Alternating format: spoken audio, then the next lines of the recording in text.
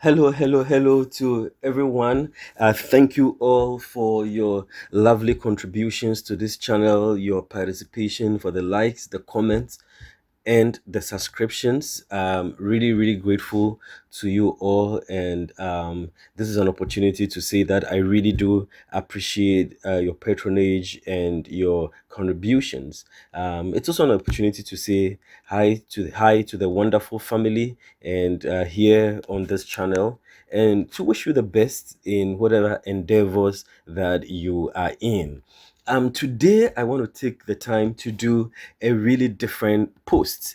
One of the things that yes, NSMQ is great. But however, one of the things that I'm also passionate or interested in is in leadership and also civic and political education in our country. I actually started off after the university as a political journalist, and then have transitioned into a political writer as well. But this is not going to be hardcore partisan politics. It's about something that I believe will inspire young people. Senegal has just elected the youngest president in Africa. This news has dominated the news in Ghana, all across Africa, and in the world. People are talking about it, about how Senegal has elected a 44-year-old person as its newest president. This is unprecedented. It is one of the things that a lot of people have hoped for, that Africa will be led and will be governed by a new breed of young, inspirational leaders who will take the continent, who will take our nations in a different dimension. And we've seen this happening right before our very eyes. In the election of the gentleman Bassirou Diomaye Faye as the new president of Senegal. Of course, it's something for us to know, because we shouldn't just be concerned about science and math, which is very important, but for our education to be complete, to be holistic, for us to be full, big scholars, we also need to know about what is happening around us. We need to be up to date with our current affairs. And don't forget that in some of these competitions that are happening, like the Sharks, they have paid recognition to this by bringing in a general knowledge part, an English part, a current affairs part, because it's important for us to have a well-rounded education.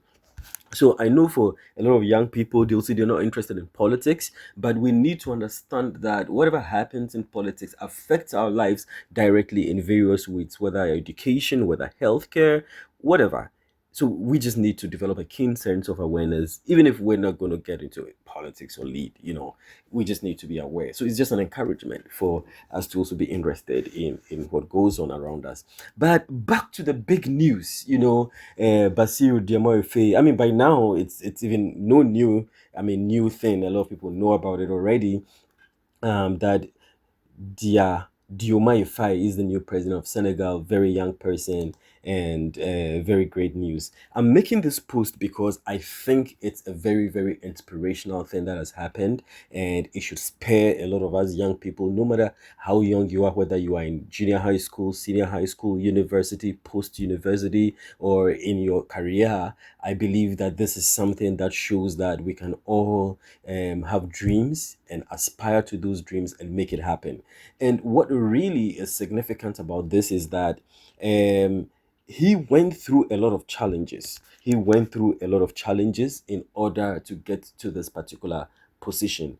And so I just want to talk about, and I might do a post on this about the lessons, the big lessons that we can learn from his victory. But he really, really, really went through a very, very difficult path to this place. A few things we have to know is that he won the election outright, in the first round. And it's the first time since Senegal's in it is the first time in Senegal's history since they got independence in 1960 that an opposition candidate, has won the election in the first round.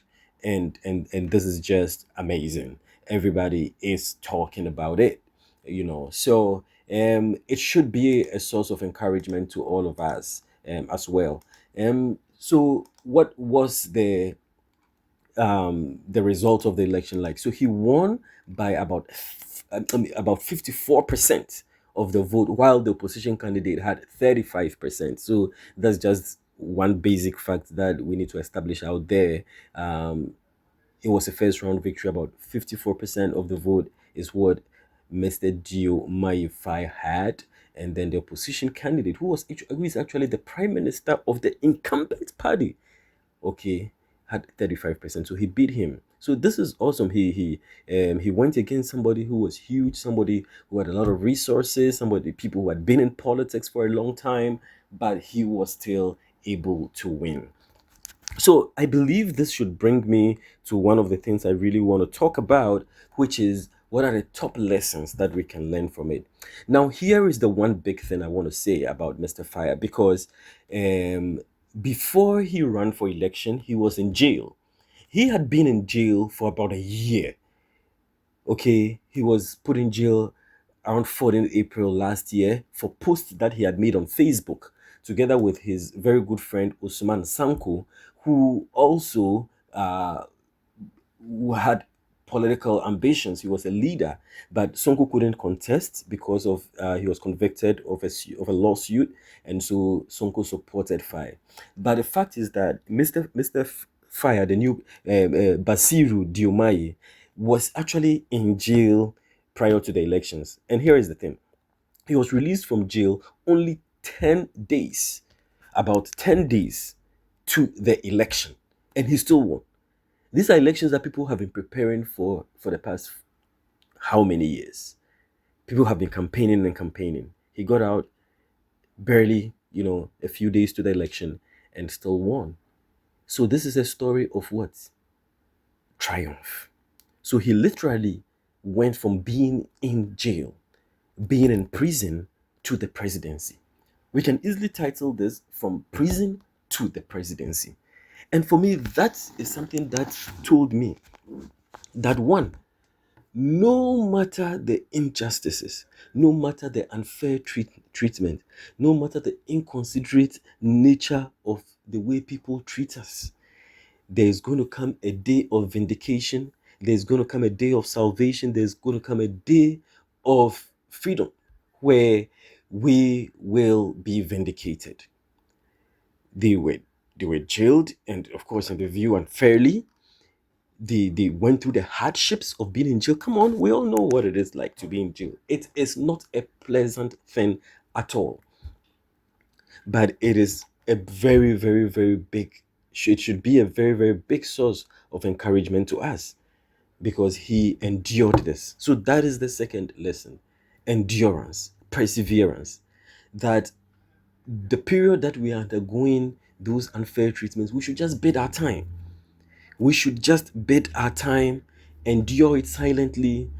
Of course, fight if we need to fight, but we should learn to suffer. We should learn to persevere. We should learn to endure the challenges that we face in life. So, for young people out there, whether it's an exam that you are going to face, whether it's a situation that you are facing, yes, pray about it. Yes, speak up about it. But know that there is going to be a day of vindication, that we should persevere through the challenges. So, this is for us to know that life is made up of ups and downs.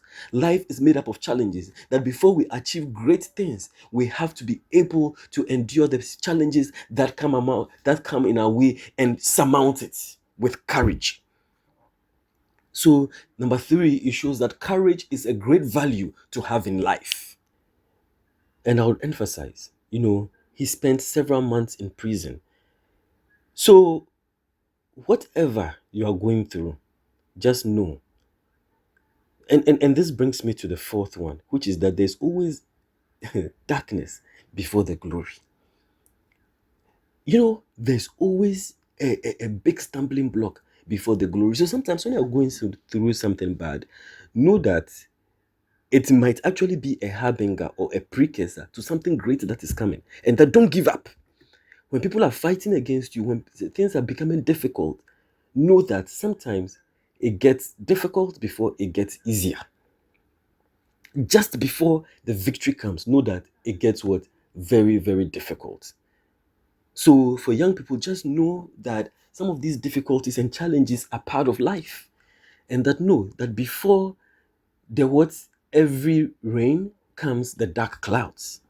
And that is why we sometimes always say behind every dark cloud is a silver lining, or every cloud has a silver lining.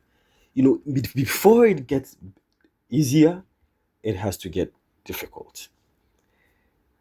So all you need to do is to just commit your ways to the Lord, stick to Him, don't give up, don't give up. Yes, things may be difficult, but don't give up. Stay the course, and ask for grace to go through whatever unfairness, whatever injustice, and whatever persecutions and challenges or tribulations that you are facing. Remember, there is going to come that day, that one day when things will flip and all the sufferings will pay off. There is coming a day when vindication will be yours. And the other lesson, okay, the fifth one I want to mention is that he went up against what people who were older than him, people who were more experienced than him. So this should let you know that don't think that when things are bigger than you, you cannot surmount it. You can. Remember the story of Obama? Yes, we can. Obama was young. He had more experienced people like the Clintons ahead of him, but he still attained victory. And if you read the background of Mr. Fire, he came from a very, very humble background. And this is perhaps another lesson that we should know. He went to school in a village before having the opportunity to do his bachelor's elsewhere in the cities. He's a village guy who went from the village to the presidency. So that is another one that for some of us, even if we're in the rural areas, even if we're in the villages, even if we come from humble backgrounds, we should know we can win NSMQ. We should know we can become president one day. We should know that nothing is impossible for us with God on our side. Don't let the humble background or wherever you come from stop you. Whether your parents are rich or poor, whether your parents are educated or uneducated, whether your parents are in the rural or urban areas, whether your parents have connections or they don't have connections, know that irrespective of your background, irrespective of the sound of your name, irrespective of your ethnic group, glory, victory, greatness can be yours if you dare to dream and if you follow your ambitions and go through the right path and surmount your challenges, and if you persevere. Perseverance. Another thing I want to say is that failure is not the end. Failure is not the end. Why do I say this? Because Mr. Fair had lost two local elections. There was one that he was going to be the run for the city mayor, and then he lost. And there was another time that his name was taken off the list for a certain parliamentary race. So no matter what it is, I think the fact is that he did lose an election on his way to this. He could have given up. Despite his popularity, he lost the election to become mayor of a city. So he could have given up. Do you understand? He could have given up. But today, somebody who had lost an election in his city is now in the presidential palace. What does that tell us? That failure should not truncate our dreams. Failure should not be the end of our dreams. We can make it no matter how many times we fail. Let us rise up. The fact that you competed in a competition and lost when you were in Form 1 does not mean you cannot win when you are in Form 2. The fact that you lost a competition when you are in SHS does not mean you cannot win a competition when you go to the university. The fact that you failed an exam when you were young does not mean that you won't be successful in future. We should stop letting one failure, an experience, a bad experience, one bad experience define the rest of our lives. No, no, no. Mr. Fire's story shows that success can be ours irrespective of past failures. So, ladies and gentlemen, I don't know why, but I just felt very, very inspired to do this.